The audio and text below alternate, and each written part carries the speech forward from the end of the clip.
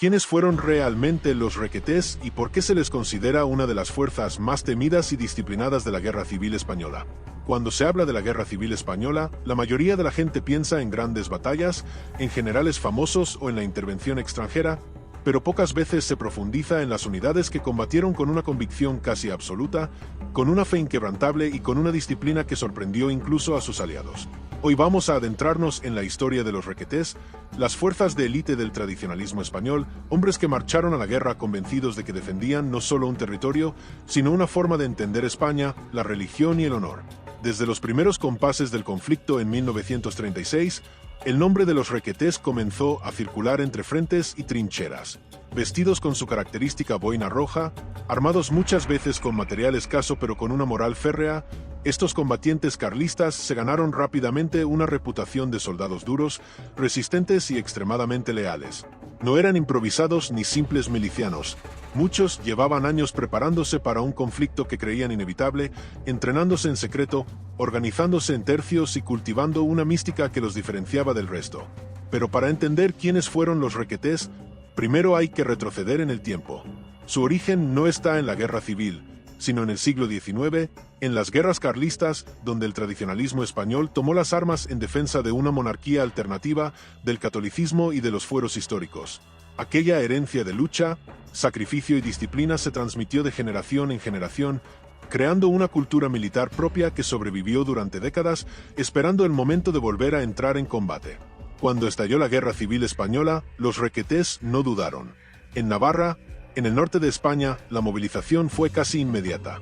Miles de hombres se presentaron voluntarios, muchos de ellos campesinos, obreros, estudiantes y antiguos combatientes, dispuestos a marchar al frente sin apenas instrucción oficial del ejército, pero con una preparación ideológica y moral que los hacía extraordinariamente cohesionados.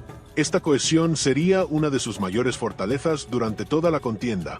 Uno de los aspectos que más impresionaba a quienes combatieron junto a ellos era su espíritu de sacrificio. Los requetés avanzaban en ataques frontales con una determinación que rozaba lo suicida, convencidos de que su causa merecía cualquier precio. No era raro verlos rezar antes de entrar en combate, bendecir sus armas y encomendarse a Dios con una serenidad que contrastaba con la brutalidad del campo de batalla. Esa mezcla de fe, disciplina y camaradería los convirtió en una fuerza psicológicamente muy difícil de quebrar. A lo largo del conflicto, los requetés participaron en algunas de las operaciones más duras de la guerra. Desde los primeros combates en el norte hasta las grandes ofensivas en otros frentes, su presencia solía coincidir con los momentos más críticos. Mandos militares profesionales pronto se dieron cuenta de que aquellas unidades podían ser utilizadas como tropas de choque, capaces de mantener posiciones imposibles o de romper líneas enemigas bajo un fuego intensísimo. Pero no todo era épica. La guerra también dejó cicatrices profundas entre sus filas.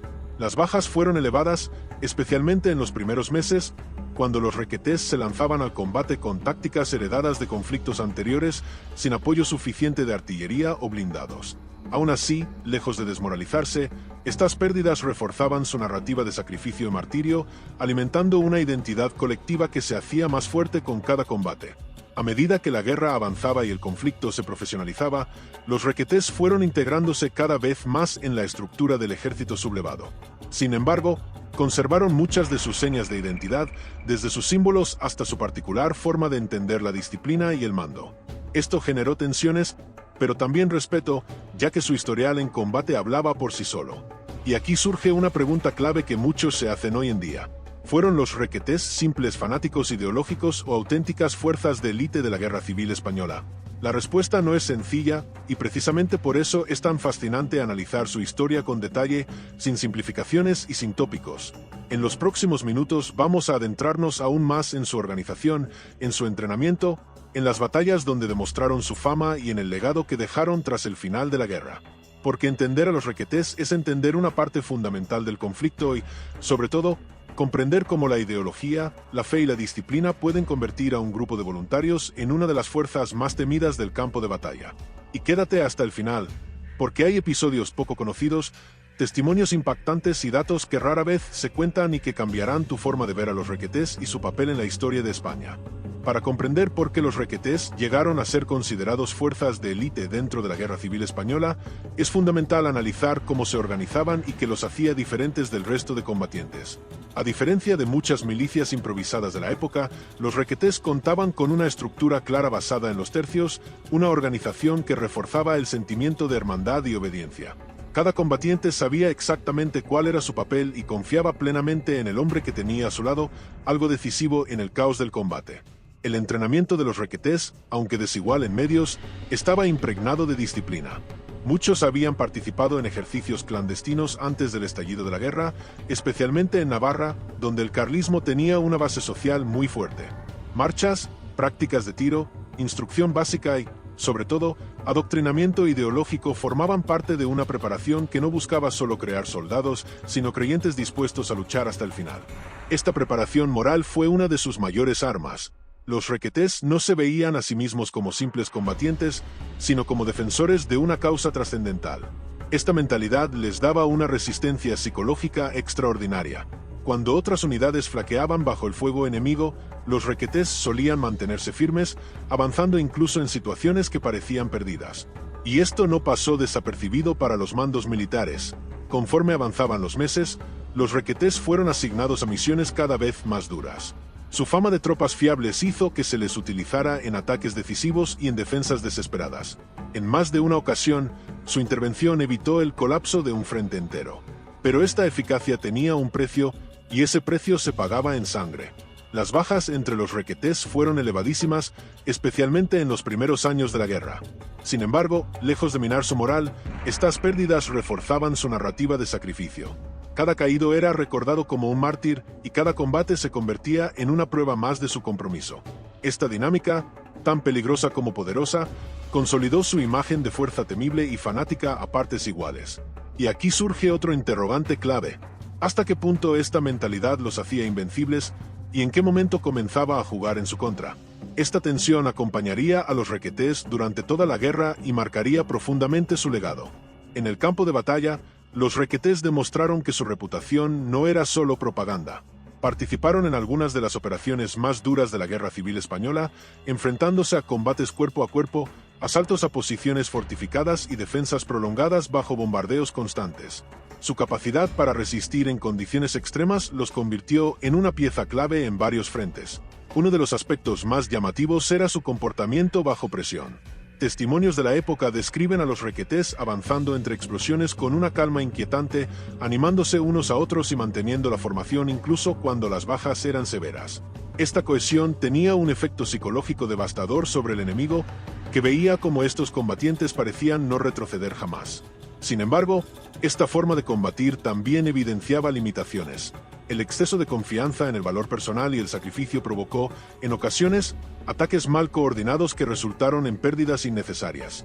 Con el tiempo, los mandos intentaron corregir estas deficiencias, integrando mejor a los requetés en operaciones combinadas con artillería y apoyo logístico.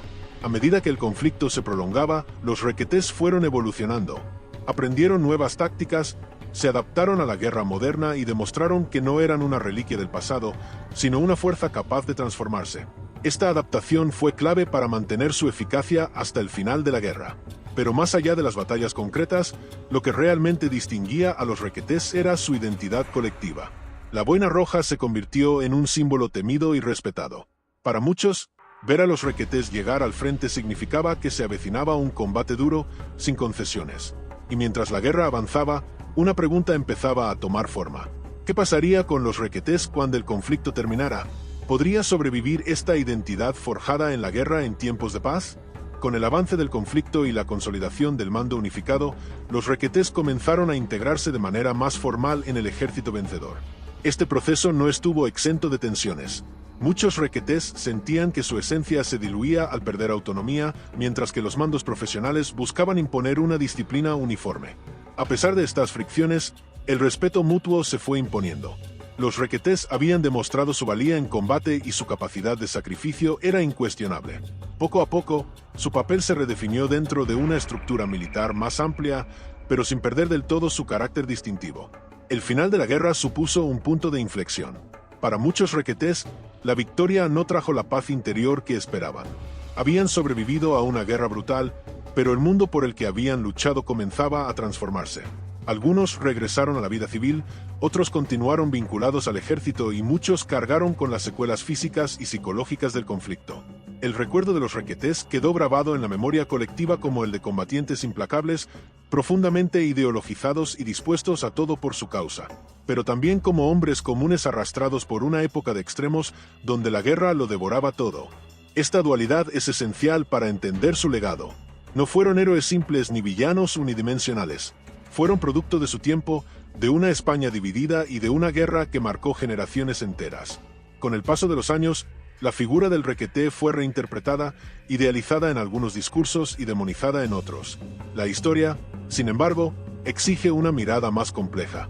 Analizar a los requetés como fuerzas de élite no implica glorificar la guerra, sino comprender cómo se construyen este tipo de unidades y qué factores las hacen efectivas.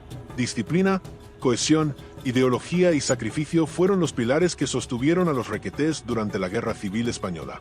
Estas características, presentes en muchas fuerzas de élite a lo largo de la historia, explican por qué lograron un impacto tan significativo en el campo de batalla. Hoy, estudiar a los requetés es también una forma de reflexionar sobre los peligros de la radicalización y sobre cómo las convicciones absolutas pueden llevar a los hombres a extremos inimaginables. Su historia es una advertencia y, al mismo tiempo, una lección sobre la naturaleza humana en tiempos de guerra. Y aquí es donde te lanzo otra pregunta. ¿Crees que una fuerza como los requetés podría existir en un conflicto moderno o pertenecen definitivamente a una época que no volverá? Llegamos al final de este recorrido por la historia de los requetés, las fuerzas de élite de España en la Guerra Civil. Hemos visto su origen, su forma de combatir, su mentalidad y el legado que dejaron tras la guerra. Una historia dura, intensa y llena de matices que merece ser conocida sin simplificaciones. Si este video te ha ayudado a comprender mejor quiénes fueron los requetés y por qué ocuparon un lugar tan destacado en el conflicto, te invito a dejar tu opinión en los comentarios. El debate histórico es esencial para mantener viva la memoria y aprender del pasado. Suscríbete al canal si quieres más contenidos profundos sobre historia militar y conflictos que marcaron el mundo. Aquí seguiremos explorando episodios que no siempre se cuentan con rigor, emoción y contexto. Gracias por acompañarme hasta el final y por dedicar tu tiempo a conocer una parte fundamental de la historia de España. Nos vemos en el próximo video. ¿Sabías que existieron unidades de élite españolas que fueron tan desastrosas que prácticamente desaparecieron de la historia?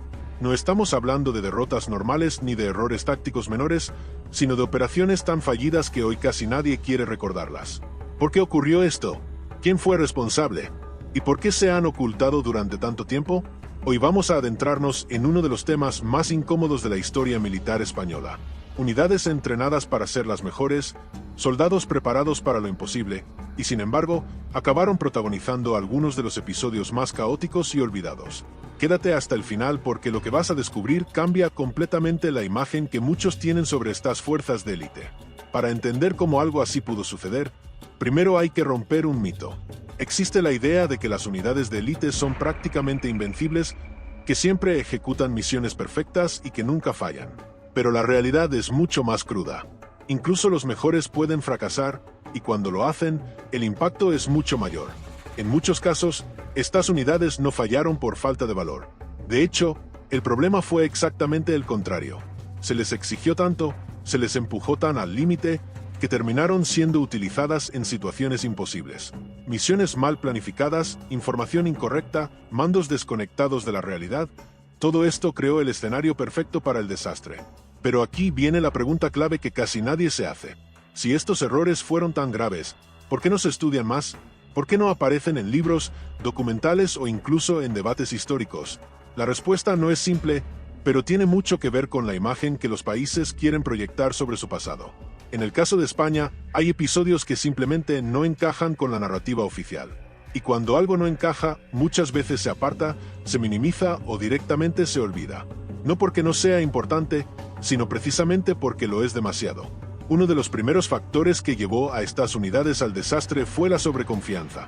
Cuando una unidad acumula prestigio, cuando se le considera superior al resto, es muy fácil caer en la trampa de pensar que puede enfrentarse a cualquier situación. Pero la guerra no perdona ese tipo de errores. Imagínate esto por un momento. Un grupo de soldados altamente entrenados, enviados a una misión crítica, con información incompleta y bajo presión extrema. Todo depende de ellos. No hay margen para fallar. Pero lo que no saben es que ya están entrando en una situación que ha sido mal calculada desde el principio. Aquí es donde empiezan los problemas reales.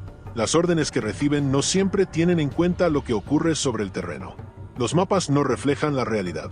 El enemigo es más fuerte de lo esperado, y de repente, lo que debía ser una operación rápida se convierte en una lucha desesperada por sobrevivir. Y ahora te lanzo otra pregunta. ¿Qué harías tú en una situación así? ¿Seguirías las órdenes a rajatabla o intentarías adaptarte aunque eso suponga desobedecer? Este tipo de decisiones marcaron el destino de muchas de estas unidades. Lo más impactante es que, en varios casos, los propios soldados sabían que la misión estaba condenada desde el inicio. Aún así, siguieron adelante, no por inconsciencia, sino por disciplina, por lealtad y por una presión que desde fuera es difícil de imaginar. Pero cuando todo salió mal, las consecuencias fueron devastadoras. No solo en términos de bajas, sino también en reputación. De repente, esas unidades que eran símbolo de orgullo se convirtieron en un problema incómodo, algo que no encajaba con la imagen que se quería mantener. Y aquí es donde entra el siguiente nivel de la historia. Porque el verdadero escándalo no es solo que estas misiones fracasaran. Es lo que ocurrió después. Informes ocultos, versiones modificadas, responsabilidades diluidas. En muchos casos, nunca se señaló claramente quién tomó las decisiones que llevaron al desastre. Y sin responsables claros, la historia se vuelve difusa. Esto nos lleva a algo aún más inquietante. ¿Cuántas de estas historias no conocemos? ¿Cuántas operaciones han quedado completamente fuera del relato oficial? A lo largo de este video vamos a analizar algunos de los casos más impactantes, pero también vamos a intentar entender el patrón que se repite en todos ellos. Porque no se trata de errores aislados. Hay una lógica detrás de estos fracasos y cuando la ves, todo empieza a tener sentido.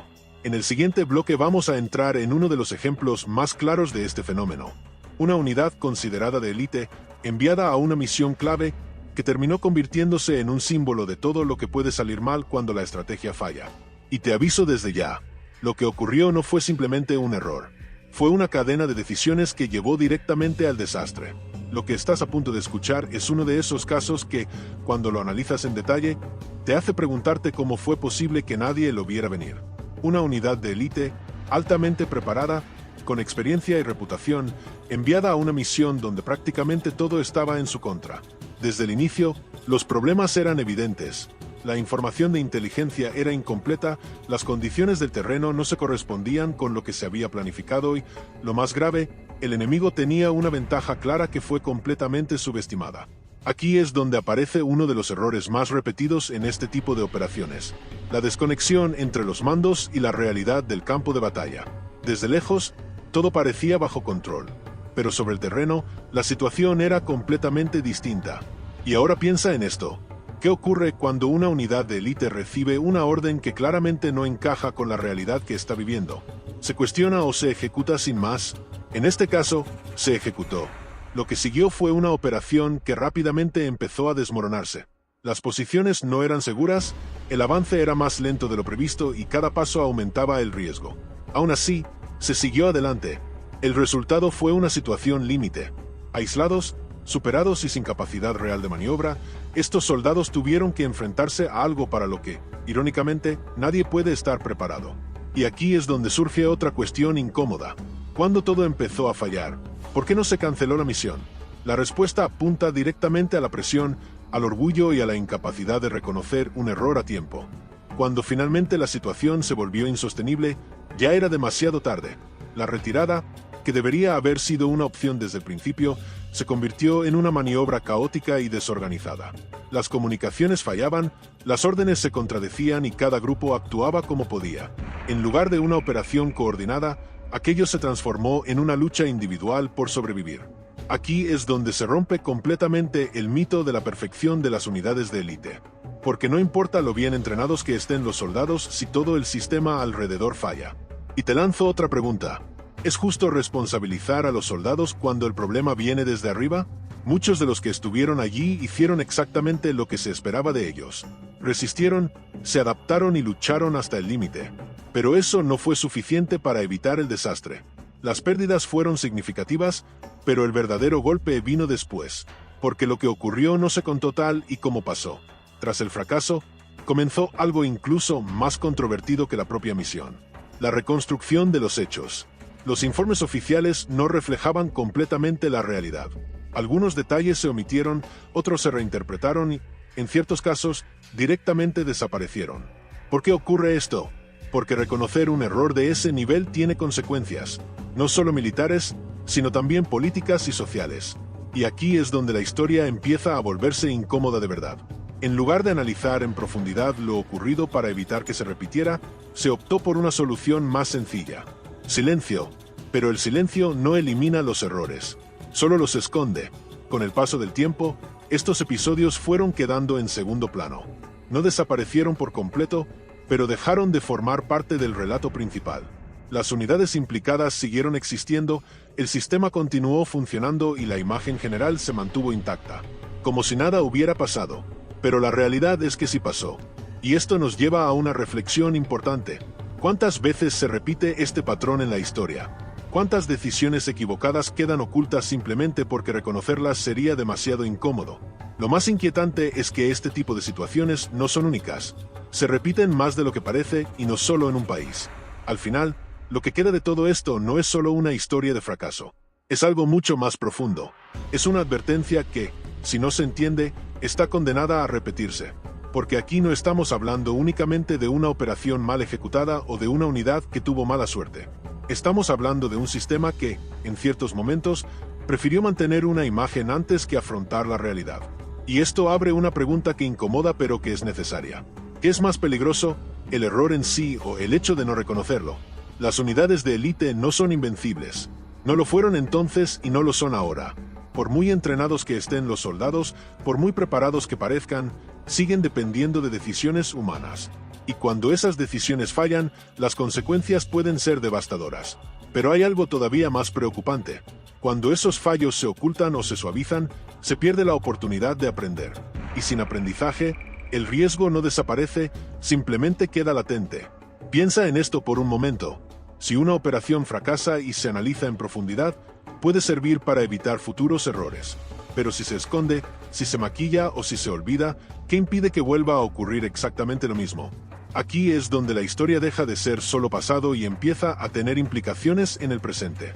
Porque este tipo de patrones no pertenecen únicamente a una época concreta. Se repiten en distintos contextos, en distintos países y bajo diferentes circunstancias. La combinación de presión, orgullo, mala planificación y falta de autocrítica es algo que trasciende cualquier ejército. Y ahora te lanzo una última pregunta, quizá la más importante de todo el video. ¿Cuántas historias como estas siguen ocultas o minimizadas en los archivos? ¿Cuántas versiones oficiales no cuentan todo lo que realmente pasó?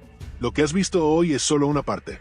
Un ejemplo que nos permite entender cómo funcionan estos mecanismos, cómo se construyen ciertas narrativas y por qué algunas cosas nunca llegan al gran público.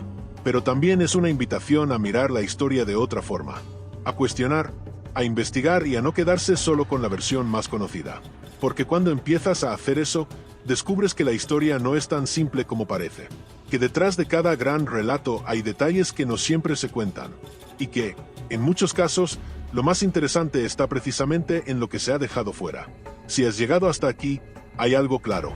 Este tipo de temas generan incomodidad, pero también despiertan curiosidad. Y eso es exactamente lo que hace falta para entender realmente lo que ocurrió. Si quieres que siga sacando a la luz historias como esta, poco conocidas, polémicas y que hacen replantearse muchas cosas, asegúrate de estar atento a los próximos videos. Porque lo que viene no solo va a ampliar lo que hemos visto hoy, sino que puede cambiar aún más tu forma de entender la historia. Nos vemos en el siguiente. ¿Sabías que miles de kilómetros lejos de su tierra, un grupo de voluntarios irlandeses viajó a España para luchar en la guerra civil movidos por la fe, el anticomunismo y la convicción de estar defendiendo la cristiandad en Europa?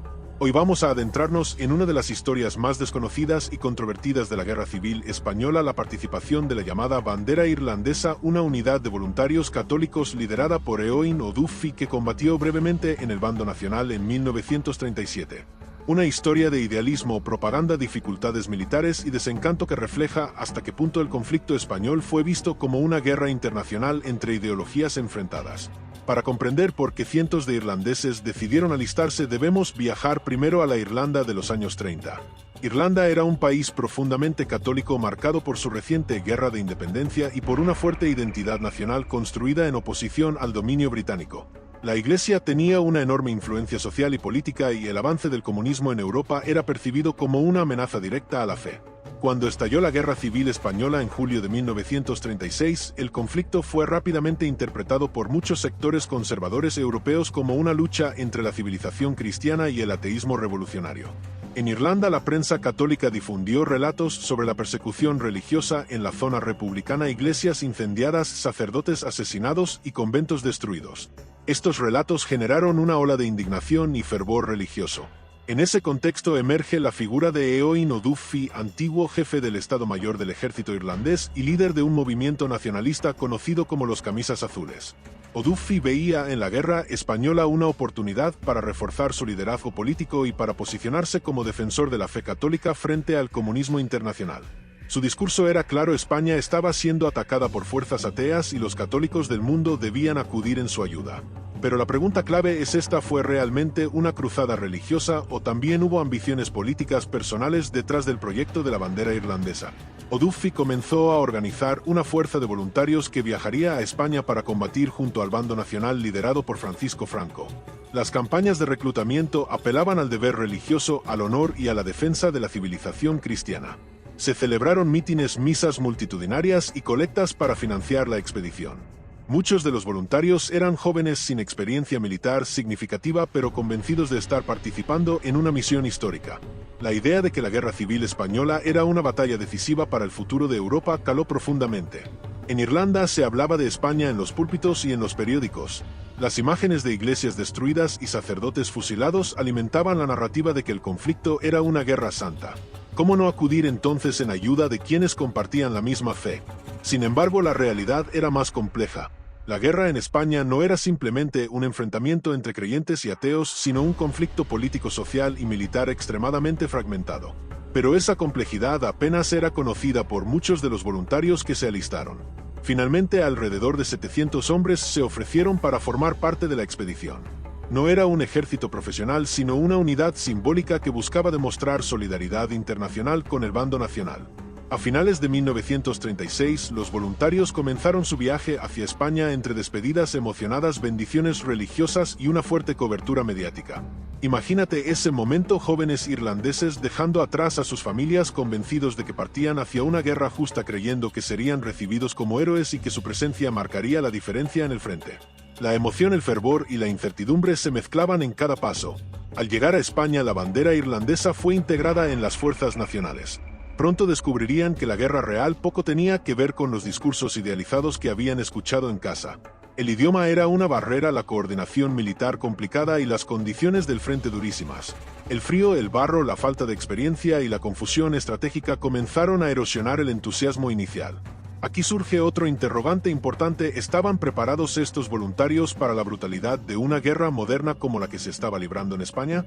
La unidad fue destinada al frente del Jarama, uno de los escenarios más intensos del conflicto, en febrero de 1937. Allí las fuerzas republicanas y nacionales se enfrentaron en combates encarnizados con grandes pérdidas humanas. La participación de la bandera irlandesa fue limitada y en ocasiones marcada por errores de coordinación que generaron situaciones caóticas. En uno de los episodios más conocidos, la unidad sufrió fuego amigo al ser confundida con tropas enemigas. Este incidente afectó profundamente la moral de los voluntarios y puso en evidencia la falta de integración efectiva en la estructura militar española. Lo que había comenzado como una misión cargada de épica empezaba a convertirse en una experiencia amarga. Aún así, muchos de los voluntarios mantuvieron su convicción de que estaban luchando por una causa justa. La fe seguía siendo un motor poderoso. Cada día en el frente era una prueba de resistencia física y espiritual. La bandera irlandesa no protagonizó grandes victorias ni tuvo un papel decisivo en el curso de la guerra, pero su mera existencia demuestra hasta qué punto el conflicto español atrajo a combatientes extranjeros motivados por ideologías y creencias. Mientras miles de brigadistas internacionales luchaban por la República, otros como estos irlandeses lo hacían por el bando nacional. Y aquí te lanzo otra pregunta que invita a la reflexión: ¿cómo habría cambiado la percepción internacional de la guerra si más países hubieran permitido oficialmente el envío de voluntarios? Lo cierto es que la experiencia de la bandera irlandesa fue breve. Las dificultades logísticas, la falta de acción relevante y el desgaste interno llevaron a que la unidad regresara a Irlanda pocos meses después. El regreso no estuvo rodeado del mismo entusiasmo que la partida. La realidad había sido más dura y menos gloriosa de lo esperado. Pero la historia no termina ahí. El impacto político en Irlanda fue significativo y la figura de O'Duffy quedó marcada por esta aventura española. Algunos lo consideraron un defensor valiente de la fe, mientras otros lo vieron como un oportunista que había instrumentalizado la religión para fines políticos. En la siguiente parte vamos a profundizar en el contexto internacional de la Guerra Civil Española y en cómo la participación de voluntarios extranjeros transformó el conflicto en un auténtico laboratorio ideológico europeo. La Guerra Civil Española no fue un conflicto aislado, fue el gran campo de pruebas ideológico de Europa antes de la Segunda Guerra Mundial. En España se enfrentaban dos visiones del mundo y las potencias extranjeras observaban con atención. Alemania e Italia apoyaban al bando nacional mientras que la Unión Soviética respaldaba a la República. A la vez, miles de voluntarios de distintos países llegaban por iniciativa propia, convencidos de que estaban luchando por el futuro de Europa. Mientras las brigadas internacionales defendían la causa republicana con un fuerte componente antifascista, la presencia de la bandera irlandesa en el bando nacional simbolizaba el apoyo católico conservador internacional a Franco. España se había convertido en el epicentro de una guerra de ideas y cada combatiente extranjero representaba algo más que un soldado, representaba una causa.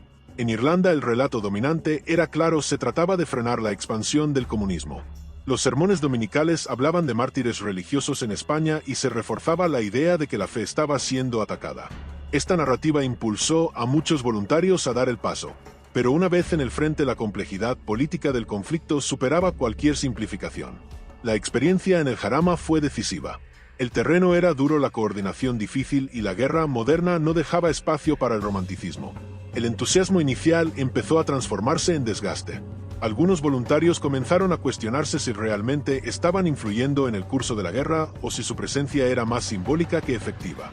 Y aquí surge otra cuestión importante: ¿hasta qué punto la propaganda puede movilizar a hombres hacia una guerra lejana basándose en una visión parcial de los hechos? La bandera irlandesa es un ejemplo claro de cómo las convicciones religiosas y políticas pueden cruzar fronteras y empujar a personas comunes hacia escenarios extraordinarios. El liderazgo de Eoin O'Duffy fue clave en toda esta historia. Carismático, polémico y profundamente anticomunista, supo canalizar el sentimiento de indignación que existía en sectores católicos irlandeses.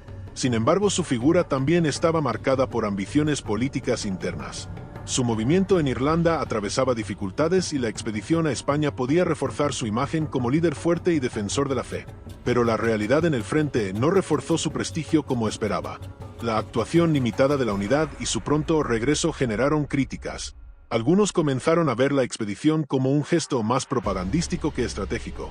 O'Duffy regresó a Irlanda sin el triunfo rotundo que había imaginado. Aún así, la experiencia dejó huella en quienes participaron. Para muchos fue un choque brutal con la realidad de la guerra moderna. El miedo, el caos, el fuego cruzado y la constante incertidumbre marcaron sus recuerdos para siempre. La épica se transformó en memoria amarga.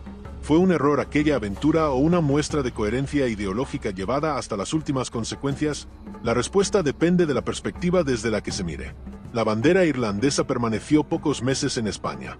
Su impacto militar fue reducido, pero su valor simbólico fue considerable. Representó la dimensión internacional del conflicto y la capacidad de la Guerra Civil Española para movilizar pasiones en toda Europa. Mientras tanto, en el propio frente español, la guerra continuaba intensificándose. Batallas como el Jarama, Guadalajara o el Ebro demostrarían que el conflicto sería largo y devastador. Los voluntarios irlandeses regresaron antes de que la guerra alcanzara su fase más brutal, pero ya habían vivido suficiente para comprender que aquello no era una cruzada romántica, sino una guerra total. En Irlanda el regreso no tuvo el mismo fervor que la partida. El entusiasmo inicial se había enfriado. La política interna continuó su curso y O'Duffy perdió influencia con el paso del tiempo. La expedición española quedó como un episodio singular dentro de su trayectoria. Sin embargo, cada vez que se analiza la dimensión internacional de la guerra civil, el nombre de la bandera irlandesa vuelve a aparecer como símbolo de esa movilización ideológica global. La Guerra Civil Española terminó en 1939 con la victoria del bando nacional, pero la participación de voluntarios extranjeros dejó una marca profunda en la memoria histórica europea. Españoles, alemanes, italianos, soviéticos, británicos, franceses e irlandeses habían combatido en un mismo escenario, anticipando el choque mundial que estallaría poco después. La historia de la bandera irlandesa nos obliga a reflexionar sobre cómo los conflictos pueden ser interpretados de maneras radicalmente distintas según la narrativa dominante en cada país. Para algunos fueron héroes que defendieron la fe, para otros instrumentos de una causa política ajena. Y aquí te planteo otra pregunta que puede abrir debate en los comentarios: ¿hasta qué punto crees que la religión influyó realmente en la decisión de estos voluntarios frente a otros factores como la identidad política o el liderazgo carismático? Comprender estos matices es esencial para analizar la Guerra Civil Española con rigor y sin simplificaciones. Hoy la bandera irlandesa sigue siendo un episodio poco conocido pero fascinante de la Guerra Civil Española. Nos recuerda que aquel conflicto no fue solo una guerra entre españoles, sino un enfrentamiento que movilizó conciencias en todo el continente. Hombres jóvenes dejaron su país convencidos de que luchaban por algo más grande que ellos mismos y regresaron con una visión muy distinta de la guerra. La historia está llena de matices y contradicciones, y este caso no es la excepción. Idealismo, propaganda, fe, ambición política y realidad militar se entrelazan en una narrativa que todavía genera debate. Si te ha interesado esta historia, te invito a reflexionar sobre cómo los relatos que escuchamos pueden moldear nuestras decisiones más trascendentales. Porque al final la pregunta que atraviesa toda esta historia es simple pero poderosa: ¿cuánto estamos dispuestos a arriesgar por una idea? Gracias por acompañarme hasta el final de este recorrido por la historia de la bandera irlandesa en la Guerra Civil Española. Si quieres más contenidos profundos sobre historia militar, conflictos del siglo XX y episodios poco conocidos, suscríbete al canal, activa las notificaciones y deja tu opinión en los comentarios. Tu participación mantiene viva la memoria histórica y nos ayuda a seguir explorando juntos los momentos que cambiaron el mundo. Nos vemos en el próximo video. ¿Quiénes fueron realmente los hombres que formaron la columna Durruti y por qué su nombre sigue resonando casi un siglo después como símbolo de coraje, determinación y sacrificio absoluto? Cuando pensamos en fuerzas de élite, solemos imaginar unidades entrenadas durante años con disciplina estricta, jerarquía severa y estructura militar sólida. Pero la columna Durruti rompió todos esos moldes. Surgió del fuego, del caos, del impulso revolucionario y de una determinación tan intensa que su sola presencia podía cambiar el ánimo de todo un frente. Lo que vas a escuchar ahora no es solo historia militar. Es el relato de un grupo humano irrepetible que marcó el destino de la Guerra Civil Española y dejó una huella profunda en quienes sobrevivieron para contarla. Antes de continuar, pregúntate algo. ¿Qué hace que un grupo de hombres sin entrenamiento formal pueda convertirse en una fuerza temida, respetada y admirada por sus enemigos? Vamos a descubrirlo juntos mientras avanzamos en esta historia cargada de emoción, decisiones imposibles y momentos donde la vida pendía de un hilo. La columna Durruti nació en los primeros días de la guerra, cuando Barcelona ardía y la población tomaba las armas buscando detener el avance del golpe militar. Era una época donde no había tiempo para planeamientos estratégicos ni códigos rígidos. Cada minuto contaba.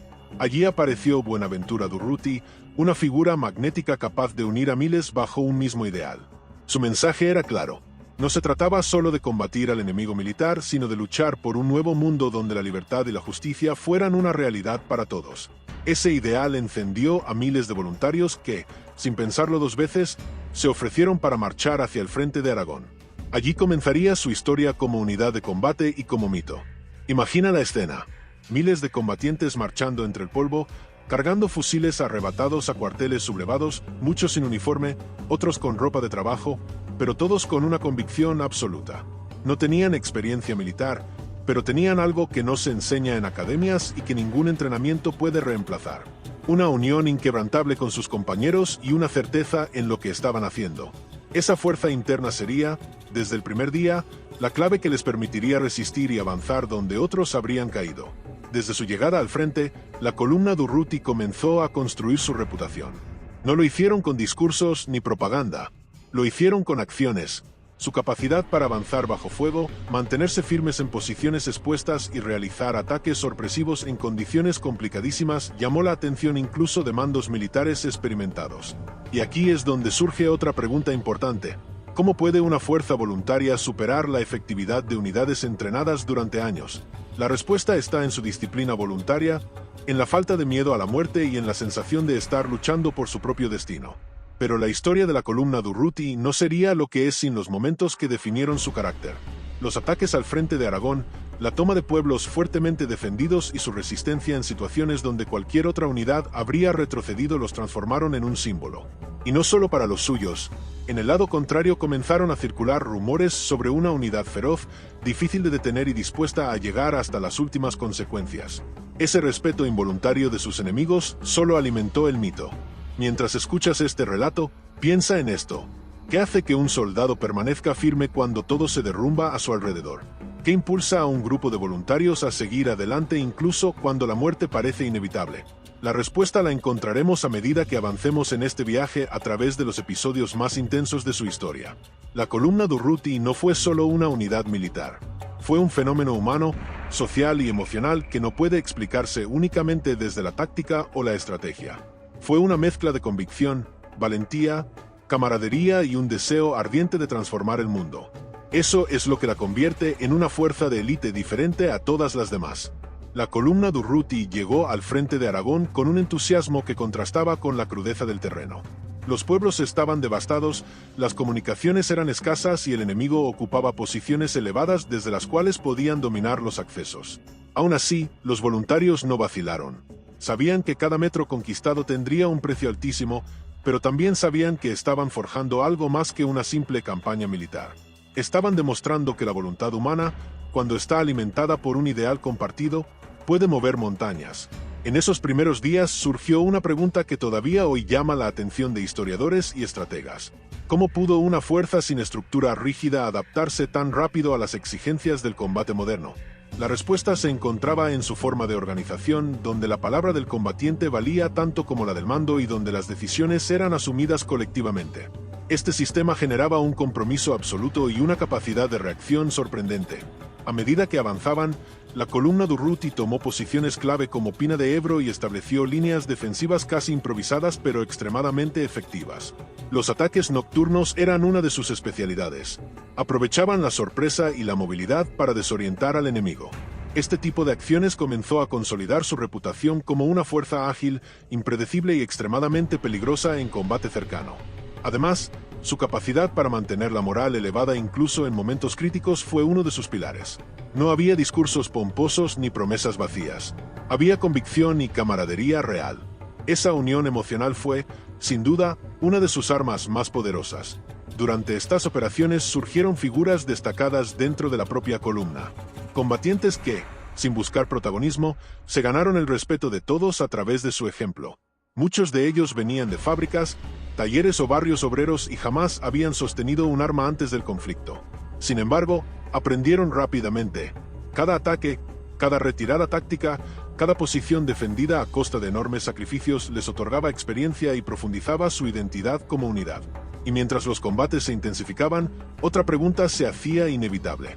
¿Qué habrían logrado si hubieran contado con apoyo logístico adecuado y armamento moderno? Este interrogante no solo refleja la dureza de su situación, sino también la magnitud del potencial que tenían. La vida en el frente no era fácil. Las condiciones climáticas, la falta de suministros y el desgaste constante hacían que cada día fuera una prueba de resistencia física y emocional. Sin embargo, la columna Durruti encontraba motivación en aquello que los había impulsado desde el primer día. La sensación de estar escribiendo su propia historia. La certeza de luchar por un futuro diferente. Y en cada amanecer, cuando el silencio era interrumpido por los primeros disparos, los voluntarios sabían que no podían fallar. La responsabilidad que sentían no era hacia una estructura militar. Era hacia sus compañeros y hacia los ideales que habían abrazado. Estas primeras etapas de su trayectoria fueron fundamentales para convertirlos en una fuerza de élite. No por su entrenamiento, no por sus armas, sino por su espíritu. Esa esencia sería puesta a prueba en los meses siguientes, cuando los retos se volverían aún más complejos y los sacrificios más dolorosos. Antes de avanzar, piensa en esto. ¿Qué mantiene a un combatiente en pie cuando el cansancio supera a la fuerza física? ¿Qué permite que un grupo de voluntarios resista donde otros habrían colapsado? La columna Durruti tenía una respuesta que iba más allá de la estrategia. Y es esa respuesta la que seguiremos explorando mientras avanzamos en esta historia marcada por la intensidad y la determinación. Con el paso de los meses, la columna Durruti tuvo que enfrentarse a desafíos cada vez más duros. El enemigo reforzaba sus posiciones, la artillería aumentaba su presión y la falta de recursos empezaba a sentirse en cada rincón del frente. Sin embargo, lo que para otras unidades era motivo de desgaste extremo, para ellos se transformaba en una fuente de resistencia. La columna había desarrollado una cohesión tan profunda que incluso en los momentos más críticos mantenían una determinación difícil de explicar desde la lógica militar. La moral no dependía de suministros ni de órdenes superiores, sino del compromiso colectivo que los unía desde el primer día. Las experiencias de combate iban transformando a los voluntarios. Muchos habían llegado sin experiencia alguna y, con el tiempo, se convirtieron en combatientes capaces de actuar con rapidez, tomar decisiones firmes y sostener posiciones bajo presión brutal. Ese aprendizaje, forjado a través del peligro constante, reforzó la idea de que la columna no era una unidad convencional. Funcionaban como un organismo vivo donde cada miembro tenía un papel esencial y cada acción estaba guiada por el sentido de responsabilidad hacia los demás. Esto generaba una pregunta inevitable. ¿Puede una unidad basada en la igualdad y la iniciativa personal ser tan eficaz como una fuerza profesional? Sus resultados en el frente parecían demostrar que sí. Los testimonios posteriores de quienes formaron parte de la columna revelan momentos de intensidad profunda. Hablan de largas noches sin dormir, de silencios tensos antes de un ataque y de la fuerza que encontraban al mirar a sus compañeros. Esa mezcla de compromiso ideológico y camaradería real creó un vínculo que pocas unidades lograron igualar. Mientras la guerra se recrudecía, la columna seguía avanzando y resistiendo, incluso cuando las circunstancias parecían imposibles. No tenían superioridad material, pero sí una convicción que los impulsaba a seguir adelante sin dudar. Aún así, era evidente que la guerra cambiaba a un ritmo implacable. Nuevas estrategias, refuerzos enemigos y operaciones de mayor escala exigían una adaptación constante. La columna comenzó a reorganizar ciertos aspectos de su estructura sin renunciar a su esencia. Sabían que para sobrevivir debían evolucionar, pero también sabían que su verdadera fortaleza residía en su espíritu. Cada combate, cada retirada, cada avance reforzaba esa identidad colectiva que había nacido en los primeros días del conflicto. Al acercarse el final de 1936, surgió una llamada urgente desde Madrid. La capital necesitaba refuerzos inmediatos para evitar su caída. Para muchos era una misión temeraria, para otros una oportunidad de demostrar, una vez más, su compromiso con la defensa del país. Emprender ese viaje hacia la ciudad sitiada sería uno de los momentos más determinantes de su historia. Antes de pasar al siguiente bloque, surge una pregunta esencial. ¿Qué impulsa a un grupo agotado a acudir voluntariamente al frente más peligroso de toda la guerra? La respuesta nos espera en el siguiente capítulo de este relato. La llegada de la columna Durruti a Madrid marcó un punto decisivo en su historia. Venían del frente de Aragón, donde habían demostrado una valentía legendaria, pero la capital representaba un desafío completamente diferente. Al entrar en la ciudad sitiada, el estruendo de los bombardeos y el caos de las calles en ruinas dejó claro que allí se libraba una batalla total. Aún así, la presencia de la columna despertó esperanza. Muchos madrileños salieron a recibirlos porque sabían que su llegada podía significar la diferencia entre resistir o caer. Esta reacción popular los impulsó aún más y reforzó su determinación. Las primeras jornadas en Madrid fueron intensas. La columna tuvo que adaptarse rápidamente al combate urbano, una modalidad brutal y agotadora. Cada edificio, cada calle, cada esquina podía esconder una amenaza mortal. Sin embargo, su capacidad para actuar con iniciativa les permitió consolidar posiciones estratégicas. Combatían con una energía que inspiraba a todos a su alrededor. Muchos testigos de la época coincidieron en que la moral de la ciudad cambió desde el momento en que los vieron luchar. ¿Puede la sola presencia de una unidad transformar la voluntad de toda una población? En Madrid, la respuesta fue evidente. Pero esta etapa también trajo consigo uno de los golpes más duros. Durante los enfrentamientos en la ciudad, Buenaventura Durruti resultó mortalmente herido. Su muerte fue un impacto devastador. La figura que había guiado a miles, el hombre que representaba el espíritu irreductible de la columna, ya no estaba. La noticia se extendió rápidamente y generó un silencio profundo en quienes habían confiado en su liderazgo. Sin embargo, incluso en ese momento de dolor, la columna tomó una decisión que revelaba su naturaleza única. No abandonarían la lucha. Continuarían porque eso era lo que Durruti habría querido. Esa determinación marcó el inicio de una nueva etapa para ellos, una etapa donde su identidad se transformaría sin perder su esencia. Después de la muerte de Durruti, muchos esperaban que la columna se desmoronara. Era lógico pensarlo. Habían perdido a su líder natural, al hombre que encarnaba su fuerza y su visión. Pero ocurrió exactamente lo contrario. Lejos de derrumbarse, los combatientes reafirmaron su compromiso. Comprendieron que el mejor homenaje que podían ofrecer era continuar luchando con la misma intensidad que él les había enseñado. Esa decisión fue crucial para mantener la cohesión interna y para evitar que la moral del bando republicano sufriera un golpe aún mayor. A pesar del dolor, siguieron adelante con la convicción de que su misión no había concluido. En este periodo comenzaron a reorganizarse. La columna ya no era solo un grupo de voluntarios movidos por un ideal compartido.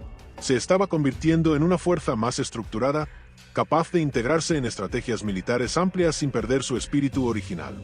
Este proceso fue difícil, pero también mostró su madurez como unidad. Su disciplina interna, basada más en la confianza colectiva que en la jerarquía formal, les permitió mantenerse unidos. Y mientras los combates continuaban, muchos se hacían una pregunta importante. ¿Qué habría sido de la guerra si la columna hubiera contado con mejores recursos y apoyo logístico? Esta pregunta todavía hoy divide opiniones. Las acciones posteriores en diferentes frentes demostraron que seguían siendo un grupo temible. Su reputación precedía a cada uno de sus desplazamientos. Donde aparecían, se sabía que habría resistencia, valentía y sacrificio. Aunque el peso de la guerra era cada vez más duro y las condiciones más desfavorables, la columna mantuvo una resistencia admirable. Sabían que estaban viviendo un momento histórico y que su responsabilidad no era solo con el presente, sino con la memoria futura. Ser parte de la columna Durruti significaba aceptar un compromiso que iba más allá de la supervivencia individual. Con el paso del tiempo, la columna Durruti quedó grabada en la memoria colectiva como una de las unidades más emblemáticas de la Guerra Civil Española. No solo por sus acciones militares, sino por lo que representaban. Eran hombres y mujeres que luchaban guiados por una visión profundamente humana. Su fuerza no residía en la técnica ni en la abundancia de armas. Surgía de su convicción, de su camaradería y de su deseo de construir un futuro distinto. Este aspecto es lo que hace que su legado siga vivo hoy. ¿Qué hace que una unidad trascienda su tiempo y continúe inspirando generaciones enteras? La respuesta está en su historia.